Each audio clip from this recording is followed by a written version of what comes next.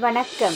கலாம் ஆண்டு 5 நாள் 148 புதன்கிழமை மார்ச் 12, 2025. இன்றைய நம்பிக்கை செய்திகள். வாருங்கள், ஒன்றுபடுவோம், ஒருங்கிணைந்து சமுதாயமே ஒரு குடும்பம் என்ற விழிப்புணர்வை அளிப்போம்.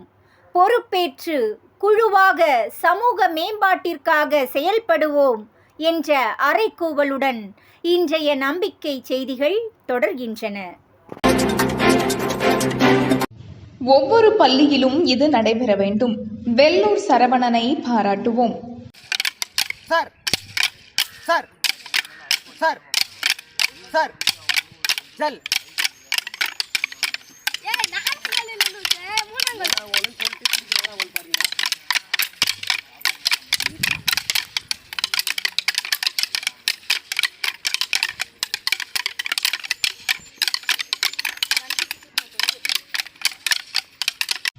திருவண்ணாமலை மாவட்டம் வெள்ளூர் அரசு பள்ளியில் நல்லூர் வட்டம் விளையாட்டுத்துறை பொறுப்பாளர் சரவணன் மாணவர்களுக்கு கோலாட்ட பயிற்சியினை அளித்து வருகிறார். இந்த பயிற்சியை செய்யும் போது மாணவர்களுக்கு இடையே ஒற்றுமை, உற்சாகம், சேர்ந்து செயல்படுதல், மன ஒருமைப்பாடு ஆகிய அனைத்தும் கிடைத்து விடுகிறது.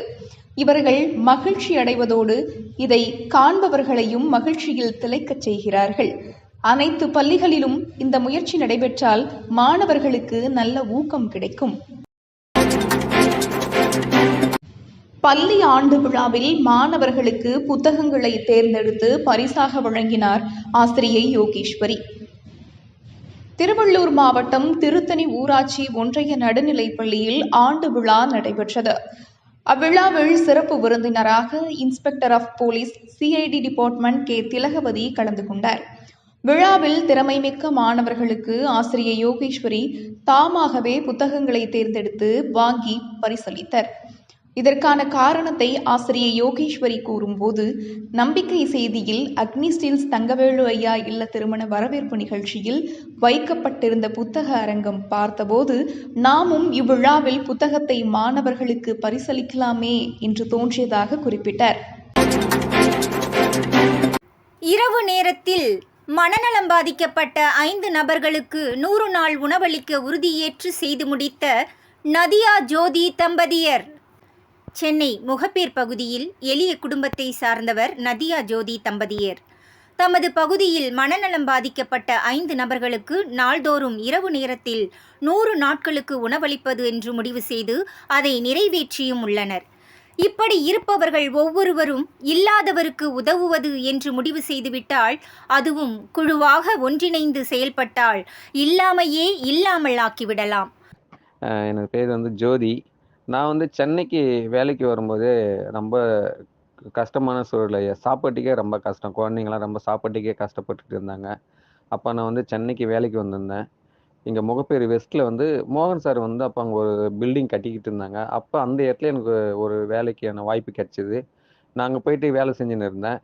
அப்போ நான் அங்கேயே தங்கி செய்யறதுனால சார் அடிக்கடி சைட்டில் வரும்போது என்னை பார்ப்பாங்க. சப்போஸ் அவர் சார் வெளில போயிட்டாங்கன்னா அங்கே போல் ஆஃபீஸில் ஒரு 5 பார்சல் சாப்பாடு இருக்கும்பா, அது எடுத்துன்னு போயிட்டு ரோட்டில் யாருனா வயசானவங்களை பார்த்து கொடுன்னு சொல்லுவாங்க. அதை வாங்கிட்டு போயிட்டு நான் நிறைய டைம் கொடுத்துட்டு அதில் நான் ஒரு பாக்ஸோ 2 பாக்ஸோ எடுத்து நானும் என் மனைவியை சாப்பிட்ருக்கேன் ஐயா. அந்த அனுபவம் தான் ஐயா அது. நம்ம இன்றைக்கி ஒரு நல்ல நிலைமையில் இருக்கோம். சரி, ஏன் நம்மளும் ஒரு 4 பேருக்கு 5 பேருக்கு சாப்பாடு கொடுக்கக்கூடாதுன்னு சொல்லிட்டு என் மனைவியும் என் குழந்தைங்களோட யோசித்தோம். அது நல்லபடியாகவே கிட்டத்தட்ட ஒரு 100 நாளைக்கு கொடுத்துருக்கேன் ஐயா. நதியா ஜோதி குடும்பத்தாருக்கு நம்பிக்கை செய்தியின் பாராட்டுக்கள். நம்பிக்கை செய்திகளுக்காக சென்னையிலிருந்து தயாநிதி. இத்துடன் இன்றைய நம்பிக்கை செய்திகள் நிறைவடைந்தன.